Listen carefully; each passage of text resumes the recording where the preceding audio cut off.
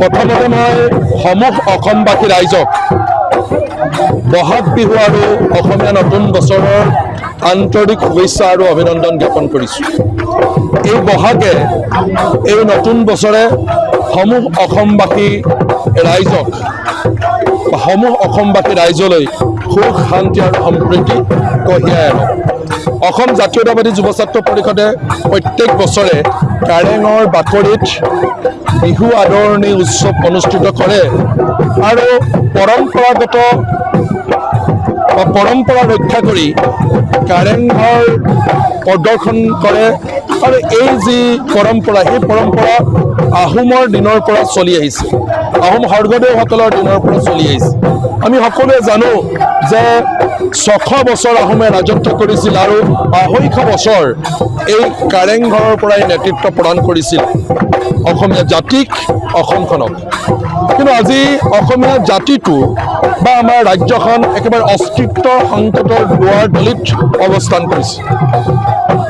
এই বিহুৰ সময়ত অতি দুখেৰে আমি জনাবলগীয়া হৈছে যে অসমীয়া জাতিটোলৈ কেওফালৰ পৰা আজি সংকট আহিছে। সাংস্কৃতিকভাৱে আমাৰ জাতিক আগ্ৰাসন কৰা হৈছে, আমাৰ ভূমি আগ্ৰাসন কৰা হৈছে, আমাক কেওফালৰ পৰা আগ্ৰাসন কৰা হৈছে। আৰু ৰাজনৈতিক দলবিলাকেও আপোনালোকে দেখিছে যে তেওঁলোকৰ ৰাজনৈতিক লাভালাভৰ কাৰণে, তেওঁলোকে শাসনৰ বাটজৰীডাল নিষ্কণ্টক কৰি ৰাখিবৰ কাৰণে কোনোবা যদি ৰাজনৈতিক দলে প্ৰব্ৰজিত বাংলাদেশী মানুহৰ ভোট লাগে, কোনোবা ৰাজনৈতিক দলক আকৌ বহিৰাগত মানুহৰ ভোট লাগে। অসমখনৰ কাৰণে, আমাৰ জাতিটোৰ কাৰণে প্ৰব্ৰজিত বাংলাদেশী যেনেধৰণে ক্ষতিকাৰক, ঠিক তেনেধৰণে বহিৰাজ্যৰ পৰা আগ্ৰাসিত মানুহো কিন্তু কোনো কাৰণতে ৰাজ্যখনৰ কাৰণে সুখকৰ নহয়, তেওঁলোকো আমাৰ কাৰণে ক্ষতিকাৰক।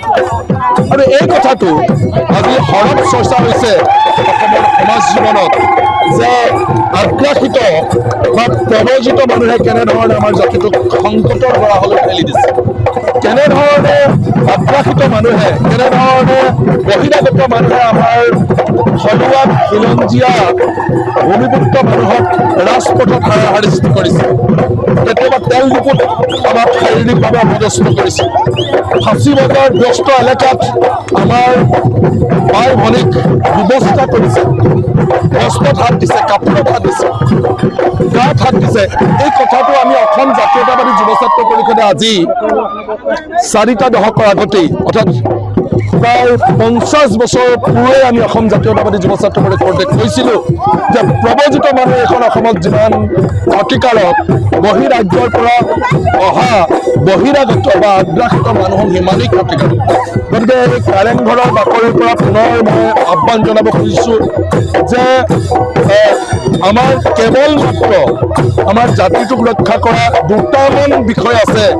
সেই দুটামান বিষয় কেৱল আমি এনেধৰণে বক্তব্য ৰাখি বা টিভি চেনেলৰ সন্মুখত কথা ক'লে আমাৰ জাতিটো কেতিয়াও ৰক্ষা নহয়। জাতিটোক ৰক্ষা কৰিবলৈ হ'লে আমি সাংবিধানিকভাৱে কৰিব লাগিব। জাতিটোক ৰক্ষা কৰিবলৈ হ'লে আমাৰ খিলঞ্জীয়া ভূমিপুত্ৰ মানুহৰ হাততে আমাৰ ৰাজনৈতিক অধিকাৰ থাকিব লাগিব। এই কথাটো আমি 50 বছৰৰ পূৰ্বেই অসম জাতীয়তাবাদী যুৱ ছাত্ৰ পৰিষদে কৈছোঁ। 78 চনৰ 12 মাৰ্চ তাৰিখে অসম জাতীয়তাবাদী যুৱ ছাত্ৰ পৰিষদৰ জন্ম হৈছে। তাৰ পূৰ্বৰ পৰা আমি অসম জাতীয়তাবাদী যুৱ ছাত্ৰ পৰিষদে এই কথাটো কৈ আহিছোঁ বা সেই সময়ৰ পৰা কৈ আহিছোঁ যে বহিৰাগত মানুহক যদি এইখন অসমলৈ অহা ৰোধ কৰিব পৰা নাযায়, বাধা দিব পৰা নাযায়, তেনেহ'লে আজি যেনেধৰণে ফাঁচী বজাৰত আমাৰ যুৱতীৰ গাত হাত দিছে, আজি যেনেধৰণে উলুবাৰীৰ পেট্ৰল পাম্পত আমাৰ যুৱকৰ গাত হাত দিছে, কেনেধৰণে আপোনালোকে দেখিলে কাৰ্বি আংলঙৰ ভূমিপুত্ৰ মানুহবিলাকক কেনেধৰণে হিন্দীভাষী মানুহে গো বেক বুলি ক'লে, মুৰ্দাবাদ বুলি তেওঁলোকে কৈছে, তেনেধৰণে আজি শিৱসাগৰতো আজি আহোম স্বৰ্গদেউসকলে য'ৰ পৰা নেতৃত্ব দিছিলে এই ঠাইবিলাকলৈকো সেই যিটো মই ভাবোঁ বিষয়, সেই বিষয়বিলাক ইয়ালৈকো আহিব।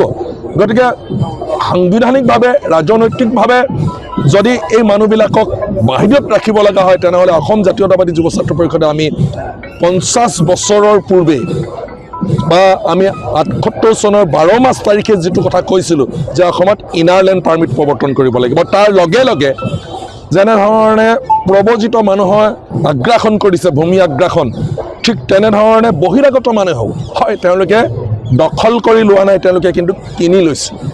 এই যে মাটি বাৰী কিনাৰ যিটো অধিকাৰ, সেই অধিকাৰটো যদি বন্ধ কৰিব পৰা নাযায় তেনেহ'লেও জাতিটো কোনো কাৰণতে বাচি নাথাকিব। গতিকে এইখন অসমত কেৱল মাত্ৰ খিলঞ্জীয়া মানুহৰ হাততে ভূমিৰ অধিকাৰ প্ৰদান কৰিব লাগিব, আৰু সেই অধিকাৰ যদি প্ৰদান কৰা হয়, এনেধৰণৰ ৰাজনৈতিক অধিকাৰবিলাক যদি প্ৰদান কৰা হয়, তেতিয়াহে বহিৰাগত মানুহবিলাকৰ যিটো দপদপনি, সেই দপদপনি ক'ৰবাত নহয় ক'ৰবাত নাইকিয়া হ'ব। যিকোনো খবৰৰ বাবে যোগাযোগ কৰক আমাৰ এই নম্বৰত 9181 307 221।